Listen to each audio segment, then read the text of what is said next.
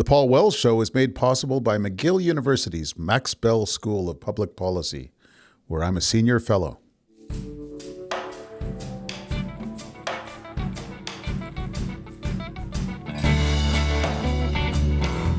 What are you going to do, make me? If you're looking for a label, I think I'd call it the Age of Coercion. This week, 3 more fresh looks at the federal election campaign. We can't make the damn thing stop, so we might as well talk about it. I'm Paul Wells. Welcome to the Paul Wells Show. I've started thinking about what's going to happen after the election campaign is over. It's just human nature that we concentrate on the horse race, especially while the polls are a bit scattered and it's still not clear who's going to win. But while it always matters who wins an election, their victory won't be the end of their problems this time, even if the victory is clear. Which, well, in a country that's proved itself perfectly capable of electing one minority parliament after another, there's never a guarantee of that. I've got 3 great guests to help me puzzle through all this. First, there's Michael Wernick, the veteran civil servant who capped a long career as clerk of the Privy Council during Justin Trudeau's first term. It's Wernick who called the current moment an age of coercion, when important international figures, especially Donald Trump, seem to have given up on cooperation and are trying to lay down the terms of their dominance. Then I've got Geoff Meggs, who served as Chief of Staff for John Horgan when he was the NDP Premier of British Columbia. Geoff's one of the best observers of politics in BC, where 3-way races always put a lot of ridings into play. Finally, I'm joined by Shannon Proudfoot, the excellent political journalist from the Globe and Mail. Shannon is a sharp observer, an original thinker, and a good friend. We talk about politics all the time, and I'm glad to share one of those conversations with you. First up, Michael Wernick.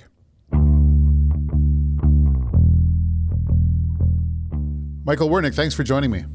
Thanks for the invitation. You and I first started talking shortly after the referendum in Quebec in 1995. So between us, we've seen a lot of history, and it feels like we're seeing more of it now. Have you given some thought to what Liberation Day means in a kind of a historic context? I have, and I know there are people that have big theories. We actually met during the campaign, which I guess was the last extinction level event for Canada, where the further existence of the country was in doubt for a while. Yeah. I think if you zoom back a bit, 2025 will go down as one of those signature years in history, like 1989 or 2001 or 1945, years that absolutely pivot the arc of history. And I think a lot of people have come to the conclusion we're entering a new period, a little murky what it's going to look like. But, if we're looking for a label, I think I'd call it the Age of Coercion, where the rules-based, multilateral, the rule of law kind of system, as imperfect as it was, did hold for quite a while. And people were eager to join institutions like the IMF and the World Trade Organization. We seem to be slipping into a period where, just raw exercise of power and coercion of the smaller by the bigger in all kinds of issues is being normalized. That's a huge waste of human energy. One thing I've learned just in interpersonal relationships is if you paint somebody into a corner, you might get some kind of result. But what you won't get is the result that you could get when people put their whole heart and their imagination into a solution that works for everyone, right? Like bullying works, but it almost never produces the best result. Yeah, there's an old adage that people may not remember what you said, but they'll remember how you made them feel. And if you make them feel bullied and anxious and uncertain, that stays for a long time. It's a little different, I think. They're having these conversations in Berlin and Paris and Singapore and so on. But for us, it really is existential. I take him completely seriously that he would like to hobble us with a view to annexation. And in the middle of it, you plunk necessary, I think, widely desired federal election campaign, but one that does tend to put a lot of processes on hold. What are campaigns like for the public service? Yeah, it's an interesting question. Let me run through some of the basics for your listeners. I mean, I won't go there into the political science, but 1 in 5 Canadians is a public sector worker if you add up all the levels of government. It's a lot of voters and with a high propensity to actually turn up. So Somewhere in there, it's part of the campaign itself. Let's talk about the federal service, of which about 40% is in Ottawa, 60% spread across the country. This is the fourth election in a little under 10 years. The muscles are well practiced. About half of the public service would have joined during the Trudeau years, so they haven't gone through a change of government. It's kind of new and exciting for them, or unsettling. And a double transition, where you could have three prime ministers, old people like me have been through before. 1984 and 1993 were like that. I would think about the public service in sort of three tranches. The vast majority just go into work and do their job, keep calm, carry on. They're involved in program services transactions, and unless and until a government changes laws or policies, they just keep doing what they're doing. There is a slice that's active in current events, the trade warriors, and maybe a few others that have to keep going with current events and serving government decision making during the campaign period. And we could go off on the caretaker convention.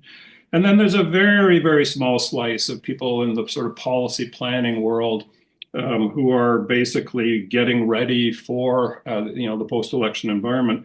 This was always going to be an election year. It was going to be in October. Now it's in April. So people have been thinking about transition and onboarding issues for quite some time.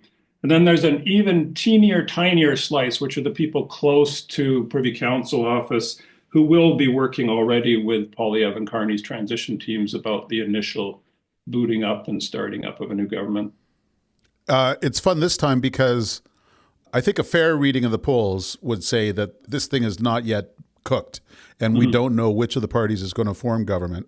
And both of these prime ministers would be new prime ministers. I mean, Carney had a couple of weeks of dry run, but their styles, their preferences, their ideas about governance are untested. Does that complicate the exercise?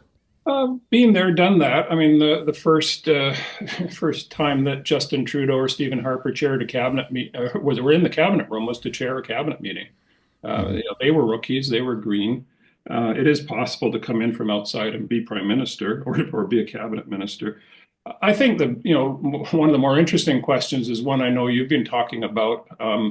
Is there going to be a clear parliamentary majority, or are we going to have a more complicated outcome if we end up with minority parliaments and different configurations to form a workable government? We end up in the space the Germans are in this week. That's a whole different world. But let's assume one or the other is going to win, and then they will be eager to get on with their agenda.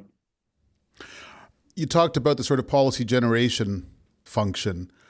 I've heard it argued that that function has been allowed to atrophy over time. And as a matter of fact, almost forced to atrophy because political parties come to power with far more elaborate governing agendas. And they basically drop their platform book on the clerk's desk and say, do this.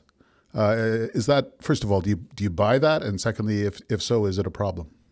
Well, I mean, I don't think there ever was a golden age where the best policy ideas came exclusively from the public service. The big, broad directional choices about the country come from ideology and politics, as they should, and government set a direction.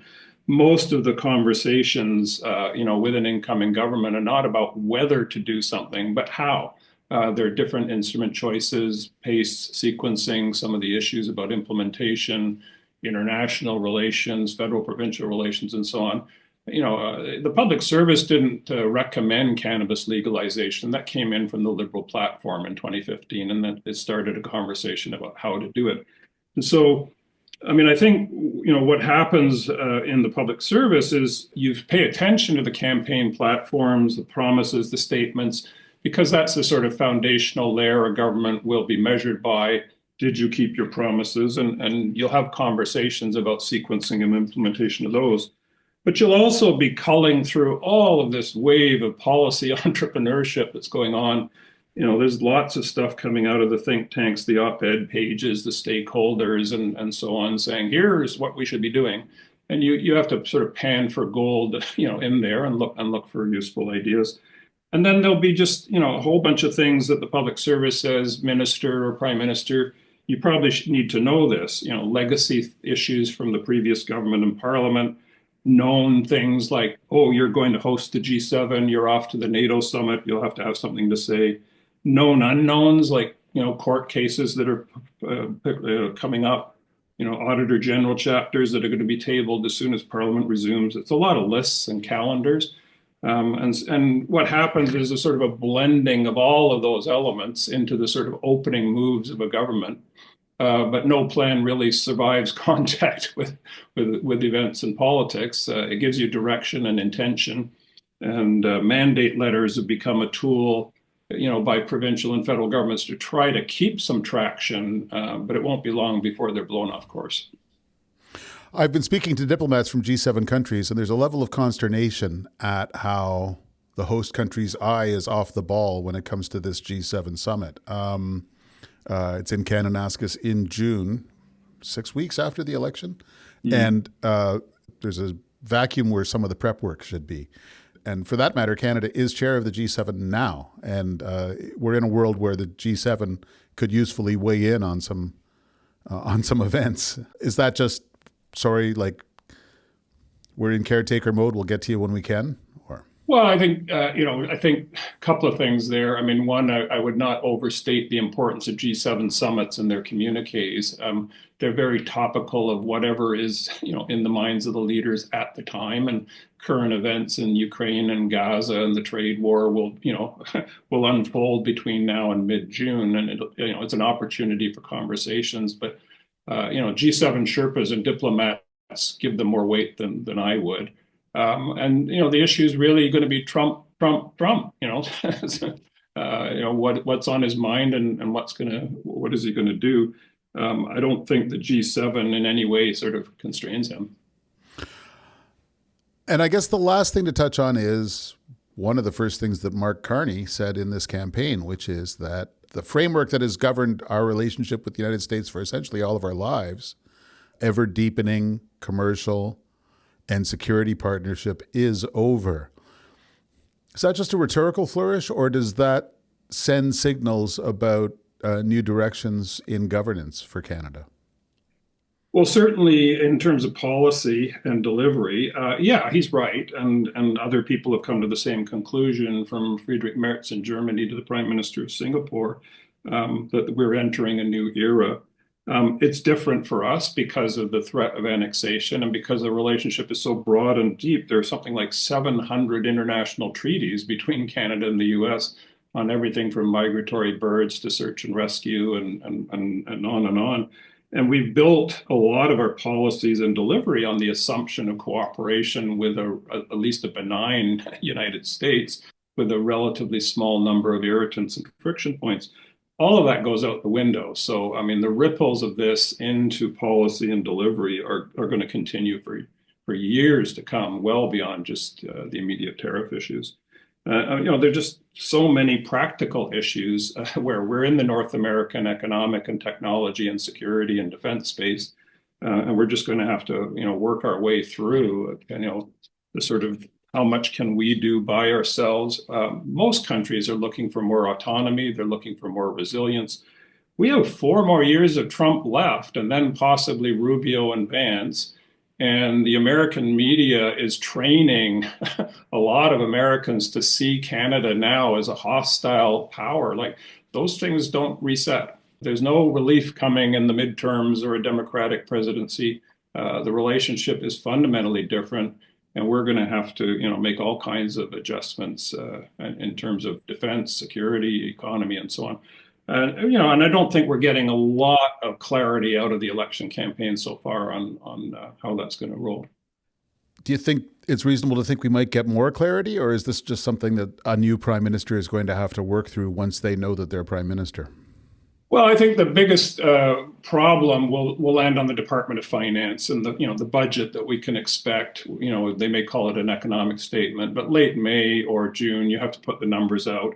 I think there's probably a lot of pressure to put a budget out before going to the NATO summit.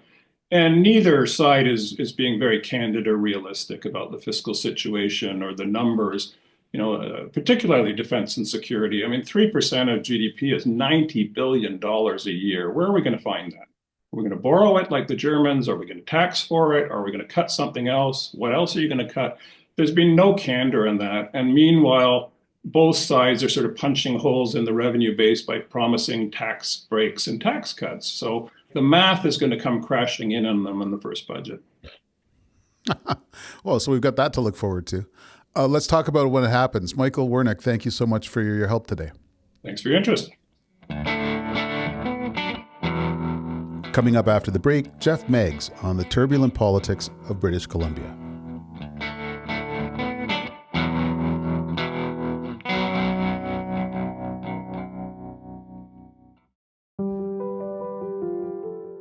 I want to take a moment to thank the people who support this show.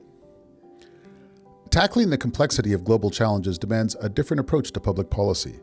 The Max Bell School of Public Policy's teaching, research, policy engagement, and public outreach develops the skills and understanding to solve the most important issues facing Canada and the world today. They offer several public lectures and conferences throughout the year on current policy conversations and provide an 11-month intensive master's program to prepare the next generation of policy leaders. Learn more at mcgill.ca/maxbellschool. Geoff Meggs, thanks for joining me. My pleasure, Paul. The campaign has kind of come to British Columbia this week, in Mark Carney's case for the first time, and for Poilievre, we're having a hard time remembering, but he's doing a couple of events in British Columbia. And my look at the seat projections is that British Columbia has kind of been all over the map in recent months when it comes to federal politics. Well, it performed a lot like the rest of the country, but it was always seen for months and months and months and months as how many of the existing NDP seats can the NDP hold? And this is the place where the NDP has the most seats. It has about 16 of the total in count caucus here. Like it's the biggest share by far. Yep. So a lot of vulnerable seats, and vulnerable to Conservatives. It was thought that the Liberals were a gone game, and that the Conservatives would pick up some of theirs as well. But with the rise that we've seen right across the country, all those calculations are shifting. And the Liberals are now competitive in a number of ridings, more than competitive. And the Conservatives, I think, are hanging on where they want it to be, but we're hoping to gain more. So there's quite an interesting battle here. Whether it's big enough to affect the outcome, we won't know till election night, but different and critical for all three parties. Provincial politics was a little unsettled last year. There was an election. David Eby ended up hanging on to power after a strong challenge from the BC Conservatives, and the BC United Party, the former Liberals, essentially vanished. Has any of that had an effect on the federal race? Well, it'll be interesting to see. I don't think we know yet. You mentioned the BC United Party, which was the name that was given to the BC Liberals, who have been very effective for many years. It was the strangest event in recent Canadian politics because as his support plummeted, Kevin Falcon, who was head of the BC United Party, seeing the Conservatives take off, basically decided to kill his campaign and remained leader, but withdrew the approval from every one of his candidates. And so we still have a BC United Party, but in a zombie fashion in a crypt somewhere, run by Kevin Falcon. But the Conservatives took off from basically early spring, started to climb from single digits in the hands of a brand new group, and skyrocketed up to the point where they very nearly took a majority away from David Eby and formed one themselves. So since then, and I think this is the question for Poilievre, they've had some real difficulties, and 3 of the MLAs have decamped. 1 was thrown out, 2 left with her. So there's already been a fracturing in the Conservative caucus, which is very helpful to Eby. But the federal party, the Conservative Party, is a magnificent rocket ship compared to the rickety contraption that the Conservatives put together last year in spite of the near success they had. So we'll see how it performs. But it's critical to them to keep the seats and gain more here. And at this point, they look in pretty good shape to do that. The question is, will NDP voters who are terrified of Poilievre and therefore sheltering behind Mark Carney start to feel safer and come back to the NDP and protect that NDP group, which is quite significant. So a lot of people writing obituaries for the NDP. I'm not one of them, but it's going to be a very rough ride. There's no question about that. What Mark Carney is doing with the federal Liberals is not that far from what Falcon did with BC United, in the sense that he's jettisoned a decade's worth of brand equity. He's running as kind of trust me. And the only difference is this is going just a hell of a lot better for the federal Liberals than it went for the disappearing BC Liberals so far. Yeah. The other difference was that the shift from Trudeau to Carney was executed quickly, and nobody really knows anything that's really bad about Mark Carney. I hope we don't find anything out. I'm not looking for it. But in the case of BC, there was a very long leadership race in the BC Liberals, which rather than settling issues, amplified the differences inside that party and made it harder for Falcon. If he could have prevailed, I don't know. So he changed the name and did a bunch of other things. So he did a very slow pace, what the Liberals have done in a matter of 6 to 7 weeks, and maybe he would have been better off doing what they're doing.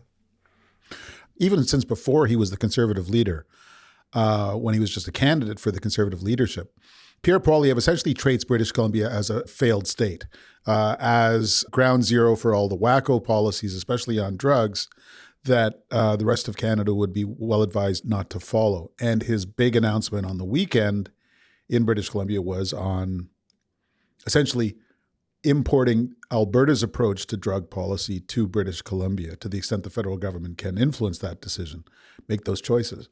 Do you think he's got traction? Do you think that the sort of anti-EB constituency is robust enough to give Poilievre wings federally? Well, it's been a big problem here. No one would deny it, that the policies that were adopted, and I was very much in favor of some of them myself, I've got to say that straight up, including decriminalization, which meant that we weren't going to charge people here in BC who had small amounts of fentanyl and other stuff for personal use. Turned into a disaster, was linked in the public's mind with a huge upsurge in street disorder, people just stoned or out of it, asleep on the sidewalk, and in the public's mind, a big spike in crime. And David Eby had to roll that back. He was a strong supporter of that. He had to roll that back. And so there's no question that the public is fed up with that approach. What I think is different, is harder to understand, is whether the offering that the Conservatives are making is going to have a lot of traction. They've sort of separated their issues in half and put the enforcement issue in one corner and saying, if you're trafficking fentanyl, we'll give you a life in jail. You won't come out alive, according to Poilievre. It's doubtful whether that's constitutional to do something like that, but it scratches that itch that's certainly there in the public to punish people at the top, not small dealers necessarily, who are driving this. And he's kind of alone in that. The other parties don't talk too much about that. On the harm reduction side, he's totally opposed to it. So the second part of the narrative is we have a huge problem because of the wacko drug policies of Justin Trudeau and the BC people, whoever he wants to name that day. They're giving free drugs to addicts, and those drugs are now being sold off to teenagers, and we have a surge, a tsunami of overdoses as a result. Almost no part of that is factual. But there was a program, until EB canceled it as well, that allowed about 4% of people with diagnosed substance use disorder to receive prescribed opioids to try to manage their addiction and get to recovery. And that came under incessant fire from Poilievre, the National Post, writer at the Post named Adam Zivo. And they perpetuated a narrative which convinced a lot of people that the problem really wasn't organized crime. It was the EB government giving drugs to people who were then selling it on to teenagers.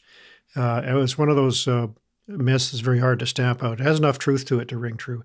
So this was, again, what we were hearing from Poilievre yesterday. Really much harsher, in my view, than Alberta, which has spent a ton of money, and there's a lot to be said for what's going on in Alberta.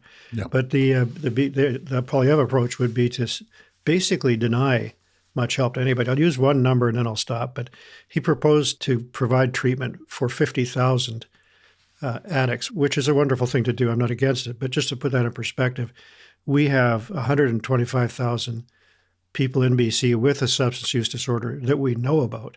And then at least another 125, according to experts, who are using, but we haven't figured out they have a substance use disorder, and neither have they. So the total program proposed by Poilievre would only handle a small share of BC's problem, just in BC. Yeah, I've got a lot of concerns about Poilievre's announced policies. He said that he wants, he calls them drug dens, supervised injection sites, to be more than 500 meters from schools and parks and old folks' homes. And I looked, the supervised injection site that I visited last year in Edmonton that has been running with the full support of Danielle Smith's government is less than 500 meters from a school and a park. And so Poilievre would, I guess, have that site be moved somewhere where the clientele is not, forcing the clientele to move to some new neighborhood. But before I get too far down that road, I must say this. He's got an opioid policy. I don't know what Mark Carney's planning. I haven't heard whether Jagmeet Singh has any modification or improvement to suggest to existing policy. And at least Poilievre is putting his ideas on the table for guys like you and me to disagree with. It feels like opioids continue to be an insoluble problem no matter who's in charge. I agree. It's surprising because in BC, and I suspect in other parts of the country, it's the leading cause of death. Like 5 British Columbians a day, in spite of a slight decline in the last few months, are dying of an overdose. And that doesn't consider all the people who have an overdose but don't die. So the magnitude of the crisis is really staggering. And you and I probably, and I don't think either of us would wish this on anybody else, have attended debates among premiers about the distribution of federal health money. And it's a nightmare. It's health is actually a provincial responsibility. And even getting money through for things like seniors care can be a project of 2 or 3 years.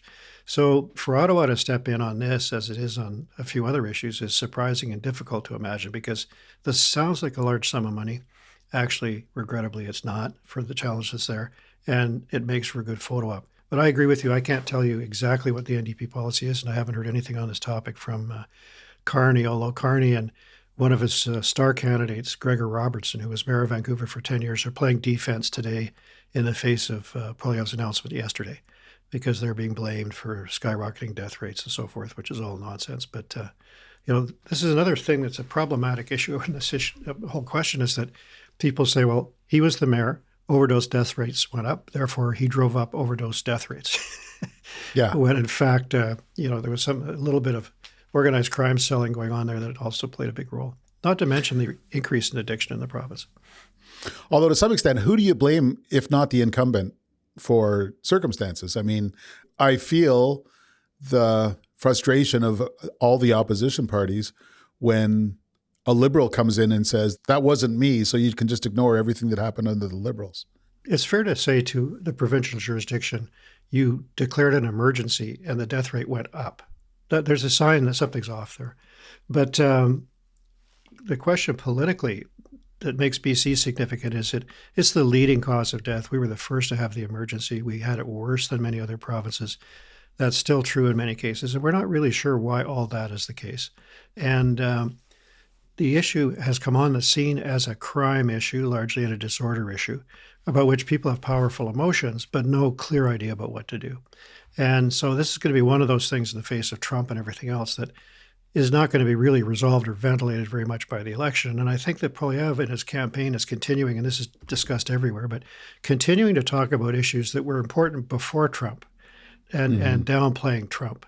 And it may turn out later, especially in some of the cities in our province where there's real problems. Like today, it may turn out to be wise on Poilievre's part. Today he's in Terrace, where he's going to be meeting with a candidate who is a real coup for him, chief of the Haisla First Nation named Ellis Ross, who's legitimately conservative in outlook, but a very important candidate up there going head-to-head against a successful New Democrat incumbent who has been in that region for years and years as mayor and now as MP, Taylor Bachrach. So you can see that he's demonstrating that kind of connection to First Nations, although I wouldn't put Ellis as having mainstream views on this stuff. He's got his own views, but he's highly respected. This is where the Conservative campaign gets real, I think, and we'll see how well they do. Be very important for the NDP to hold that seat, but I think quite difficult given the way the opinion's running in the rural BC. The one thing that always struck me when I went mostly to Vancouver, but really anywhere in British Columbia to talk about federal politics, is that those Rocky Mountains feel about twice as high as they are and twice as broad. The isolation between British Columbia and the rest of the country on federal politics is really striking. For a decade, we had a prime minister who was pretty good at feeling at home in British Columbia. Now you've got these two other characters. Does it feel, again, a little more isolated than it was last year? I think that may turn out to be the case, particularly if the issues continue to be so focused on trade and the economy and things like that. I mean, BC's taken a battering on a third front. There was the aluminum and steel that everybody is going to feel some blowback from. But the softwood lumber dispute, which is a trade dispute on lumber exports going on for 20 to 25 years, just took a huge lurch for the worse when the United States then jumped up the tariffs or the countervailing duties on it as well. That's just a hammer blow to the BC economy. Forestry's been in difficulty, but this will make it just about impossible. So, we produce a lot of aluminum. We're not a steel producer. We produce a lot of wood. It's important for the Prime Minister's office to have an understanding of what's going on here, because these are long-standing issues in both cases, and they're getting worse, not better. So I think it is important. We've got Jagmeet Singh here. He decided, against many people's advice, to run here when he became NDP leader. And his riding is one in Burnaby, where, I think it's difficult for Jagmeet, given that he's a national leader, to function from BC. He's I have a lot of time for him, but he's not highly visible. How can he be? The National Press Gallery is thousands of miles to the east. And in the case of the Conservative administration, if it's successful, there are a lot of senior Conservatives, James Moore comes to mind, and others who know in BC intimately, who presumably will be close to Prime Minister Poilievre, if that's how it turns out. But what that will mean, I'm not sure. I think they're already revising some of their positions on the fly. Like I haven't heard him, meaning Poilievre, affirm that he will definitely cancel the CBC, which he was saying loudly 4 or 5 weeks ago. But it seems like an inconsistent message when our national institutions are under attack, and Carney doubled down on the CBC. So I think it'll be interesting to see what happens. Both sides are trimming their sails to this hurricane, that's for sure. It sounds like half a campaign is still plenty of time for a lot of things to change on the ground and in what the parties are proposing. I agree. And I think that the NDP is not going anywhere. There's a solid base of NDP support. I mean, NDP is the opposition or government just in some fashion from Ontario West, and that comes and goes. Federally, I think the NDP's got to hang on to all the furniture it can, and that may get easier because the campaign began. I started to see some NDP material. Jagmeet was more present. They're focusing, obviously, in the key incumbent ridings. David Eby endorsed incumbent New Democrats the other day, leaving the others to their own devices. So I think if the NDP is able to shore up its situation here, it'll come out, but it will not be able to continue in the way it has been with, interesting and maverick members of parliament here, there, and elsewhere, with cult-like followings sometimes to each of their ridings, but not knitting together a national proposition. And I think in this campaign, Jagmeet's difficulty has been that the NDP, its size is not that critical, but the ability to, as you say, bring forward a policy, say on opioids, or say something meaningful about national defense, is critical to be fighting properly in one of these campaigns. Neither of those issues may be vote determining, but you got to be able to say something about them. All right. Thanks, Geoff Meggs, for catching us up on what's happening out there. I'm greatly appreciated. Thank you, Paul. My final guest this week is Shannon Proudfoot from the Ottawa Bureau of the Globe and Mail. We worked together at an old magazine for years, and we check in on each other regularly. Here's what one of those conversations sounds like. Shannon Proudfoot, thanks for joining me. Thanks for having me. We have done this before in various incarnations, covered elections together. We sure have. Let's write the history of this campaign before it's over. Do we have any sense of what this campaign is about yet? So a thing I've been thinking about, a sort of framing that would once have found a home at a magazine where we both used to work, is, to me, the story of the last 2 years before December was the Conservatives having a really great hand and playing it really well, and the Liberals having a really crappy hand and playing it really poorly. And to my mind, those things have both inverted since December or January, where the circumstances have turned in such a way that's disadvantageous to the Conservatives, but they also have looked flat-footed in responding to it.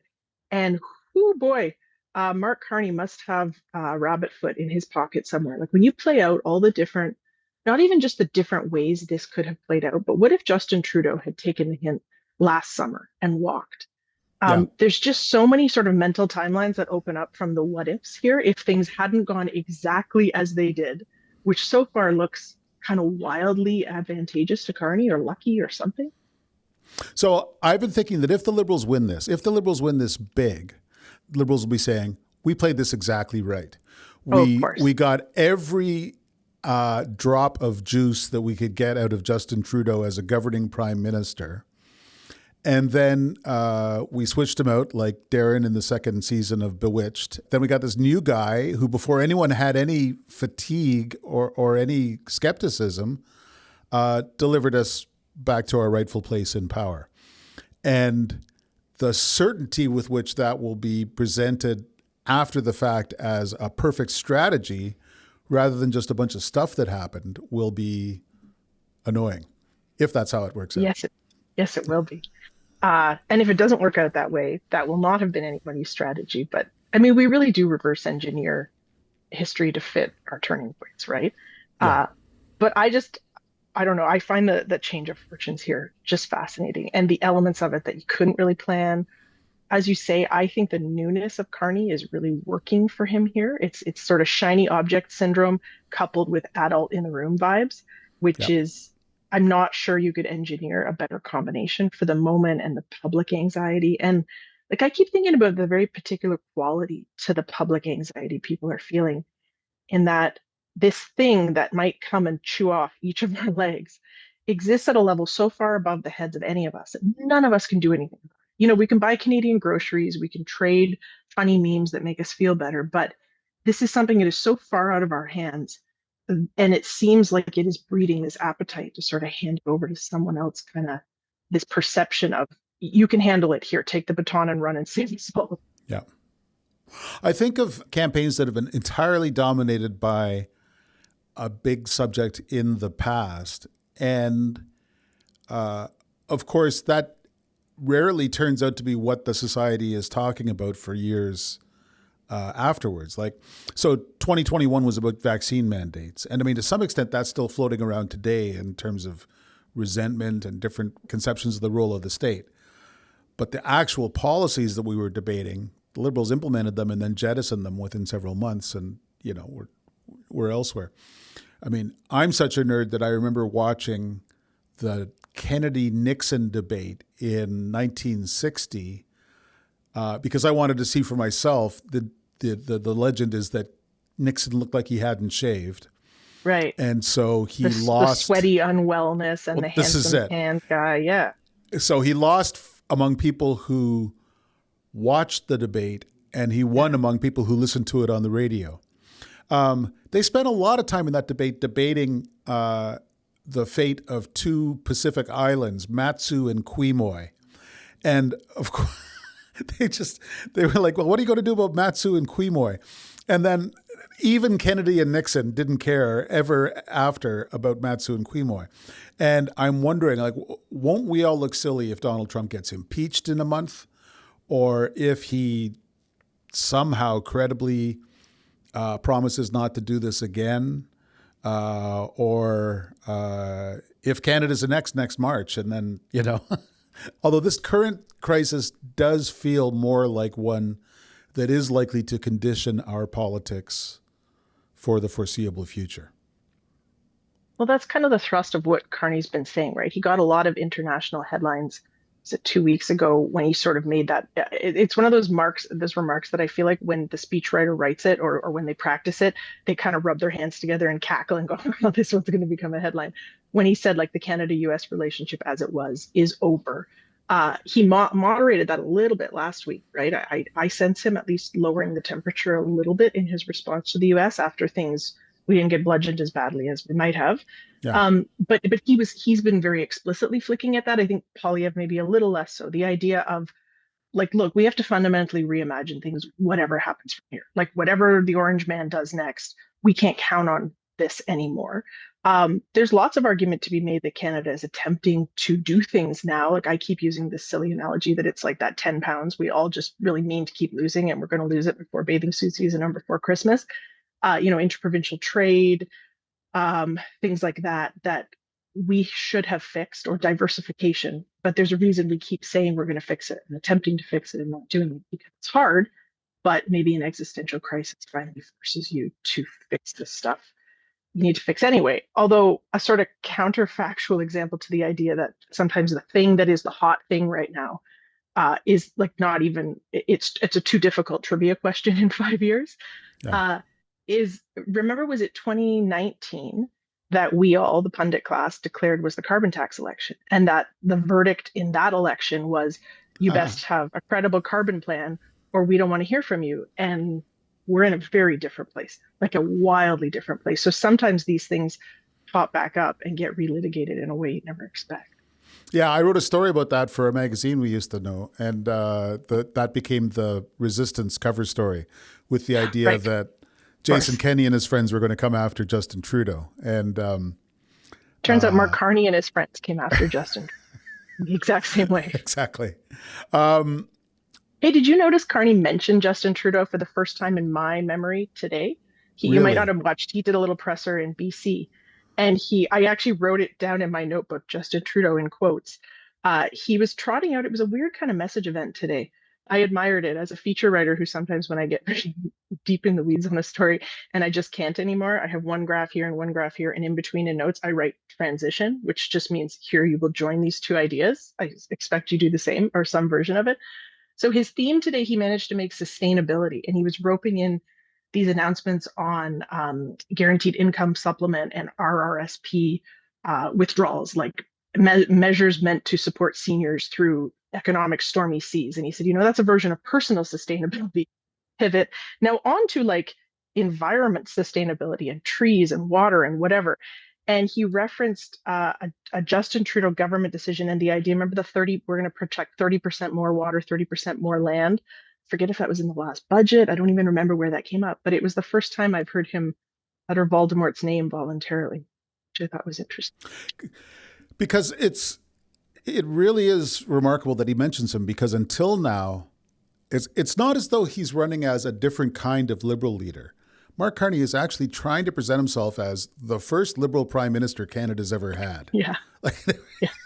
there was I've never heard of this Trudeau. Who is this Trudeau of whom you speak? I'm looking up a quote.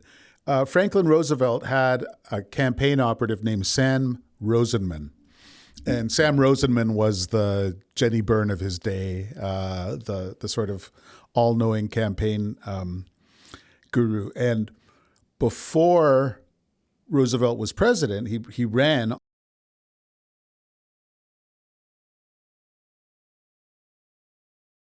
on a promise of fiscal rectitude, that he would, by God, never run a deficit. He would always stay on the right side of budget balance.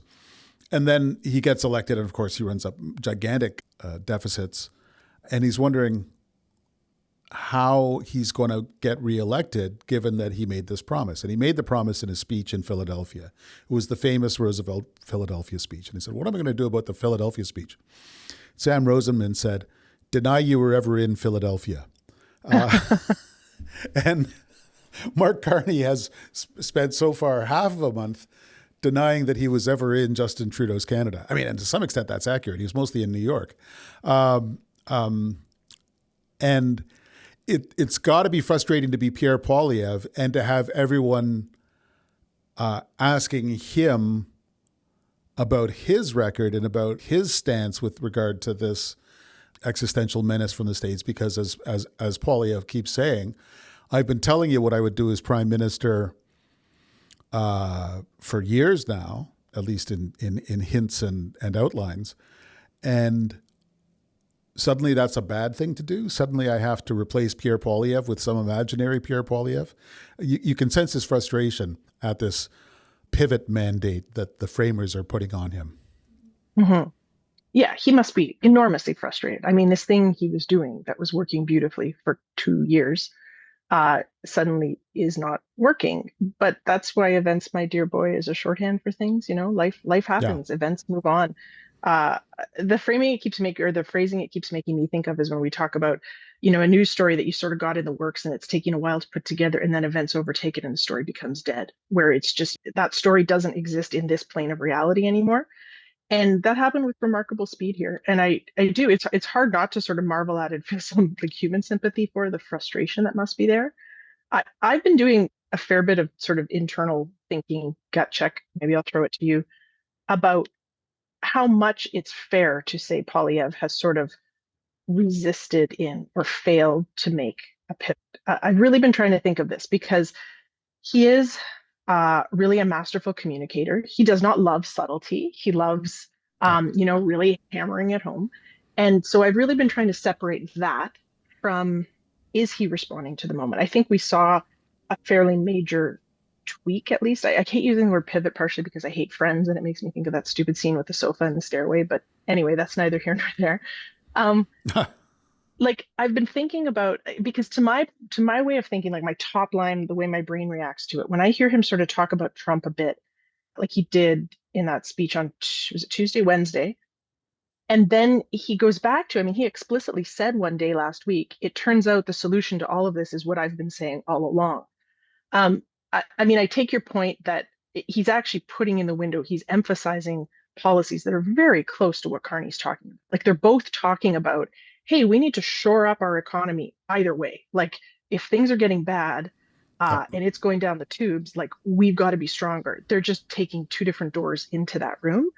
I wonder though, like when Poilievre says it, it has a way of sounding like I was right all along. It doesn't end up sounding like what I have always brought to the table is a response to this moment and here's how it works. It ends up sounding like a more of a stubborn digging in of heels. But again, I'm trying to like interrogate that. I also think part of the problem with a perception of him sort of meeting the moment and adjusting and all the screaming we heard, which bubbled up, I have to say, remarkably suddenly 2 weekends ago, all the consternation from within conservative circles, and then kind of simmered down, like almost to the point that it almost felt like everyone needed to vent and then kind of calm down because the bigger landscape hasn't really changed.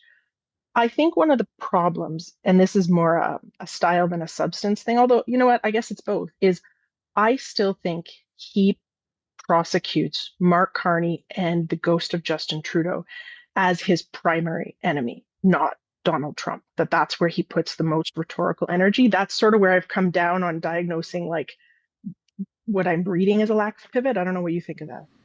Yeah, I have written to conservative friends of mine and said, why is it that Pierre Poilievre seems angrier at David Eby and Jean Charest and Dave Cochran at the CBC and you, my conservative interlocutor, than he is at Donald Trump?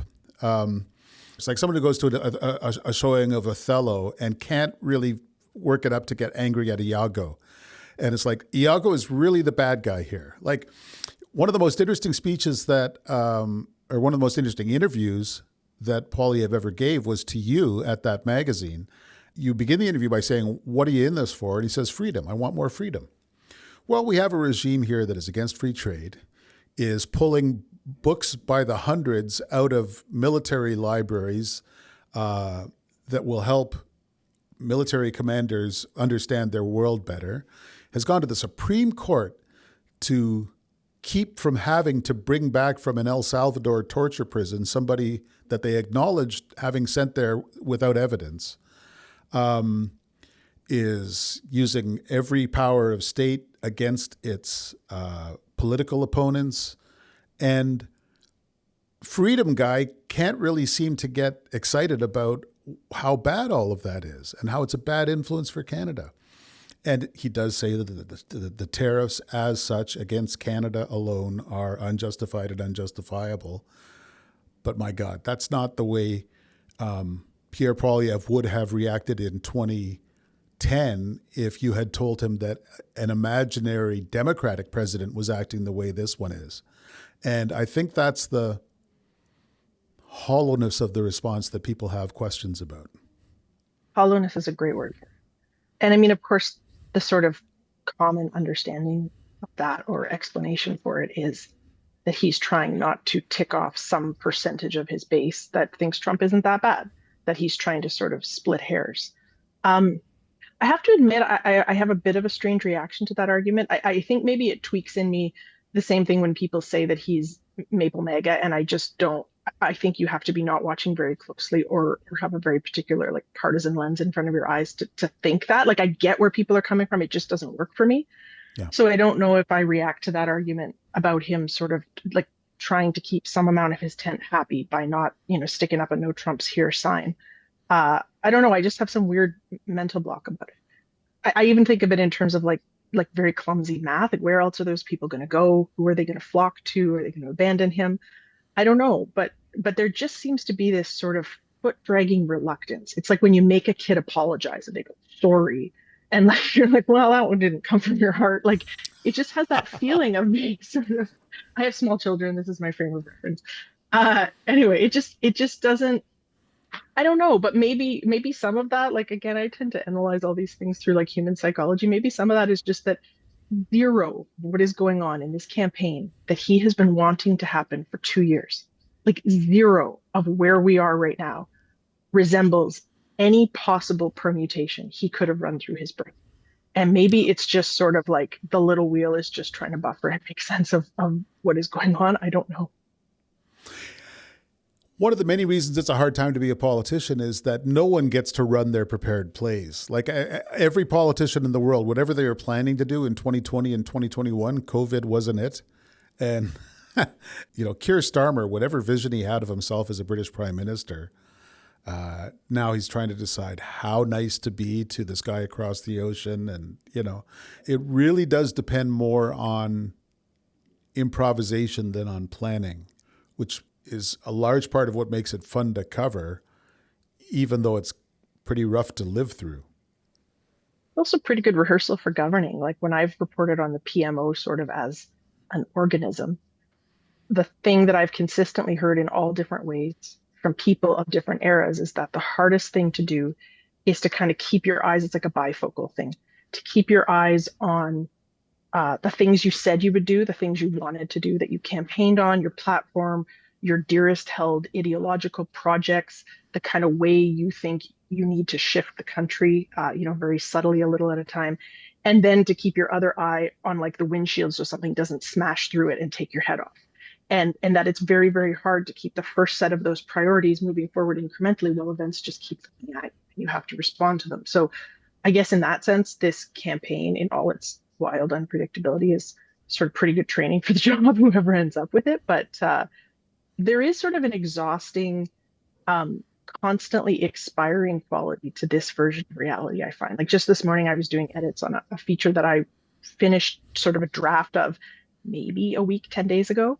And there were little lines in it that kind of didn't hang anymore. And I was going back and fixing them. That's a little weird because these were broad strokes. These weren't like incremental news things. This was like the state of play. So it's that curse, may you live in interesting times. Sure do. And we need a nap. Okay. Shannon Proudfoot, thanks for joining me and sharing your wisdom. Thanks for having me.